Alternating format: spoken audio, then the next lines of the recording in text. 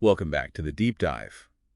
Today, we're diving into something I bet we've all felt at some point. Definitely. Job misery. Yeah. You don't like that Sunday night dread. Yeah. But what if I told you there are 3 hidden signs that almost guarantee a miserable job? And it doesn't matter what you do or how much you make. That's true. These signs, they apply to everyone from like a cashier to a CEO. Absolutely. And that's what's so fascinating about this deep dive. Mm-hmm. We'll be uncovering these signs through the story of Brian. Okay. He's the CEO who built a company that was known for its positive work environment. Interesting. And even though Brian was super successful, he still struggled with these signs himself. Oh, wow. But before we get to Brian, let's start with something we've probably all experienced. Okay. The Sunday night blues. You know that feeling of dread before the work week starts? Yeah, everybody gets that. Right. It can hit anyone from a cashier to a CEO. I think it's even worse for some people in really high-power positions. Yeah, I bet. And what's interesting is that those feelings are often a sign of something deeper, What do you mean? like job satisfaction. It's not just about finding the right job or having interesting work. Yeah, it's got to be more than that. All right. It's about addressing these underlying psychological factors. I see what you're saying. Because if we ignore these factors, it can have huge consequences. Definitely. We're talking like decreased productivity, high turnover rates, Yeah. and negative impacts on families, Yeah. and even mental health. It's a big deal for sure. It really is. Yeah. So that's where Brian's story comes in. Okay. He built this company with a fantastic work environment, but then he was forced to sell it when a huge competitor entered the market. Ooh, that's tough. Yeah, it was. But here's the thing. Even with a big payout from the sale, Brian found himself restless in retirement. Really? I would think he'd be on a beach somewhere. You'd think, right? But he missed having a challenge. Uh-huh. He missed that sense of purpose. So to his wife's surprise, Oh, this is good. he decided to work at a struggling Italian restaurant. Wait, what? An Italian restaurant? Yeah, it was near his home in Lake Tahoe. Wow. His wife must have been confused. I know, right? They just moved to Tahoe for a relaxing retirement. Exactly. But this little Italian eatery, it becomes a microcosm of what we see in workplaces everywhere. Like what? Think declining business, apathetic employees, Yeah. terrible customer service. We've all been there. Exactly. But Brian saw this as an opportunity. Instead of like focusing on marketing or changing the menu, Yeah. he takes this unique approach. What'd he do? He realized that the employees, Mm-hmm. they had no concrete way to track their progress or to see the impact of their work. Okay, so they're just going through the motion. Exactly. No sense of accomplishment. And this is actually the first sign of job misery. The first sign. Yeah. It's called immeasurement. Immeasurement. But basically, Brian introduces simple measurements Oh, to interesting. give them tangible goals and ways to assess their performance. Can you give me an example? Yeah. So, for example, he challenged Carl. Carl. Yeah. He was the guy working the drive-thru. Okay. Brian challenged him to keep track of how many customers he made smile each day. Instead of just like speed or order accuracy. Exactly. He's encouraging Carl to think about the impact he's having. I like that. Right.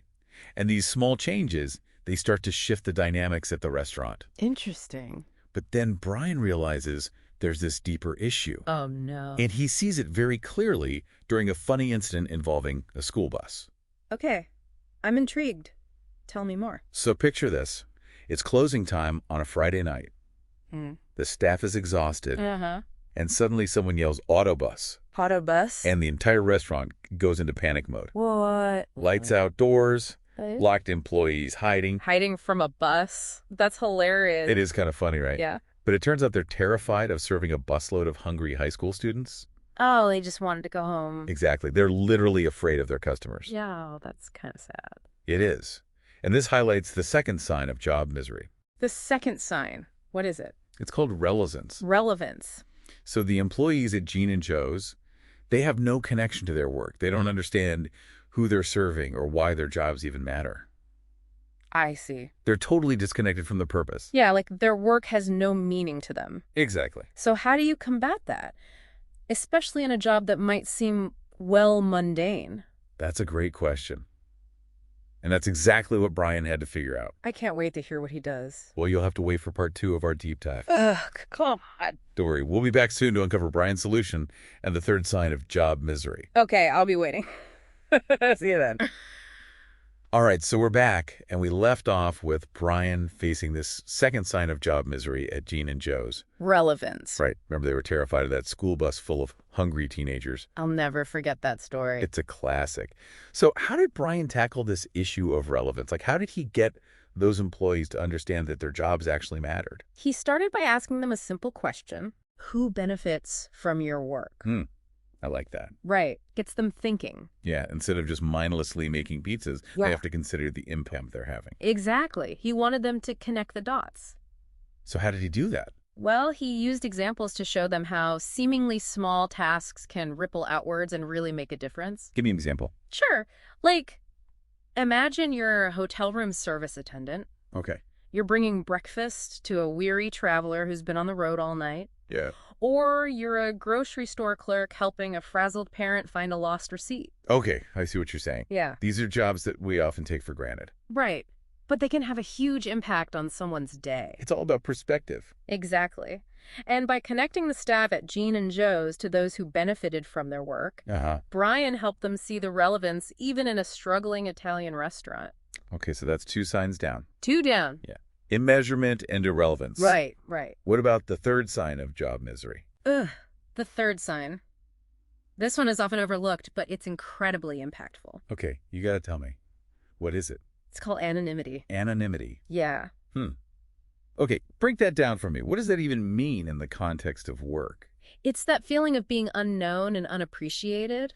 Like you're just a cog in the machine? Exactly. Your manager, your coworkers, they don't really see you as an individual. Oof. I can definitely see how that would make you miserable. Right. You just feel invisible. Like you don't matter. Yeah, and it can even happen in small workplaces like Gene and Joe's. Totally. You can get lost in the shuffle. And it's not just about feeling invisible to management. Oh, there's more. Yeah. Anonymity can also show up as a lack of genuine connections with your coworkers. So like you're all working side by side, but not really together. Exactly. And Brian saw this happening at Gene and Joe's. So what did he do about it? He did something that perfectly illustrates the power of human connection. Okay, I love this kind of stuff. What did he do? He decided to treat the staff to a meal. Yeah, but not just any meal. Oh, come on, tell him. He brought in Chinese food and Mexican food and created this amazing Chixican feast. Wow, that's awesome. Right. It was totally unexpected. Yeah, and who doesn't love a good food spread? But the real brilliance was that it wasn't just about the food.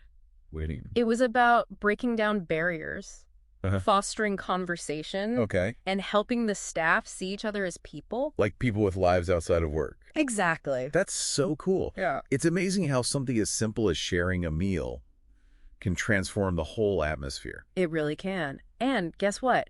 Brian's efforts at Gene and Joe's, they actually started to pay off. Really? Yeah. The restaurant's financial performance improved. The staff was more engaged. Wow, so it was a win-win. Exactly. Even Joe, the owner who was initially skeptical about Brian's approach, he started to come around. So Brian successfully tackled all 3 signs of job misery in this tiny Italian restaurant. He sure did. But I have a feeling this is just the beginning of his journey. Oh, you're right about that. Just as things are looking up at Gene and Joe's Brian gets this unexpected call. A call? Who from? It's from his old friend Rick. Rick. The investment banker. The one and only. Wow. I wonder what he wants. Well, he has a proposition for Brian. A proposition? What kind of proposition? One that will test Brian's commitment to these principles and take him on a whole new adventure. Oh, this is getting good. Stay tuned for part 3 of our deep dive, where we'll uncover the details of this new challenge. Okay, so Brian is facing a real dilemma here. A big one. Stay in his comfort zone at Gene and Joe's. Right, where things are going great. Or take on this massive challenge at DMS. It would be a huge risk. But remember Brian, he loves a good challenge. That's true. He can't sit still for too long. So did he take it? He did, but not without some hesitation. Understandable, DMS was in rough shape. Yeah, they were facing a consolidating market, and the employees were demoralized. And I bet his wife Leslie wasn't thrilled about the idea of moving again. Oh, I doubt it. They had just settled into their peaceful retirement life in Tahoe. But Brian, he truly believed he could turn things around. Yeah, he saw it as an opportunity to make a real difference. To create a more humane and fulfilling way of working. Exactly. And he was convinced that the same principles he used at Gene and Joe's could work at DMS. Even though it was a much larger company. Right. He knew it wouldn't be easy, but he was determined to try. So where did he even begin? He started by doing what he does best, connecting with people. Oh, he's a big believer in that face-to-face interaction. Absolutely. He spent weeks visiting different DMS stores. Wow, talking to everyone from salespeople to warehouse workers. He wanted to hear directly from the employees about the challenges they were facing. He's all about listening and understanding those different perspectives. And what he discovered was no surprise. The 3 signs of job misery were running rampant. Oh, yeah. Immeasurement, irrelevance, anonymity. The trifecta of workplace unhappiness. Employees were drowning in pointless metrics and reports. Yeah, and they had no idea how their work connected to the bigger picture. They felt invisible and unappreciated. It was a classic case of corporate disconnect. Absolutely. So Brian knew he had to shake things up. And he did. He called a meeting with his executive team. Oh, boy. This is where it gets interesting. He basically laid it all out on the table. No sugarcoating. He told them point blank that the company was in trouble and their old ways of doing things weren't working anymore. I bet some of those executives were not happy to hear that. You're right.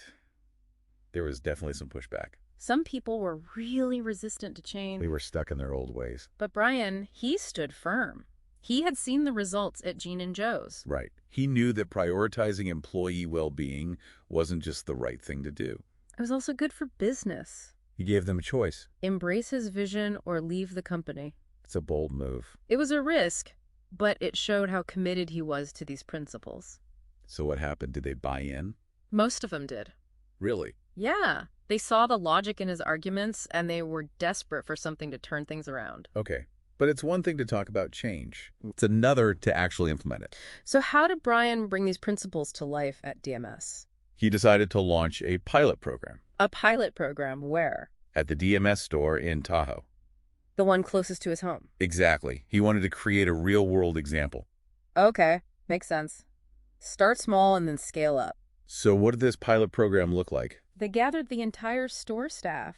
Salespeople, stockroom crew, everyone. And they had an honest conversation about the challenges they were facing. Just acknowledging the problems can be so powerful. Right. It creates a safe space for people to share their frustrations. Then they explained the 3 signs of job misery. And how those signs were contributing to their dissatisfaction. Okay, so they're raising awareness. But they didn't stop there. Oh, there's more. They worked with the staff to develop specific, measurable goals that were relevant to their roles. Oh, so like connecting those everyday tasks to the bigger picture. Exactly. For example, the salespeople started tracking how many customers they helped find the perfect gear. Instead of just focusing on sales numbers. Right. It was about the impact they were making. And what about anonymity? How did they address that? They encouraged the store manager to be more present and engaged with his team. To really get to know them as individuals. Exactly. Those personal connections are so important. And guess what? The Tahoe store pilot program, it was a huge success. Really? Employee morale skyrocketed, customer satisfaction improved. Wow. And sales started to climb. So it was a win-win-win. Exactly. And word got back to corporate headquarters. Of course. And soon, other stores were asking for the intervention, as they called it. They wanted to experience that same transformation. Brian and his team, they had stumbled onto something truly remarkable. A way to not only save DMS, but to create a model for a more humane and fulfilling way of working. It's inspiring to see how Brian's belief in the power of people led to such a positive change. Not just at Gene and Joe's, but at DMS as well. It really shows that these principles can be applied to any job in any industry. Whether you're a CEO or a cashier. We can all take steps to combat those 3 signs of job misery. Immeasurement. Irrelevance. And anonymity. It starts with awareness. And then taking action. Even small changes can make a big difference. So thank you for joining us on this deep dive into the 3 signs of job misery. It's been a pleasure. We hope you learned something valuable today. Absolutely. And remember, if you're feeling stuck in a miserable job, don't despair. There's always hope. You have the power to create a more fulfilling work experience. And who knows, maybe you'll even inspire a Chixican feast at your workplace. Now, that's a goal worth striving for. We'll see you next week for another fascinating deep dive.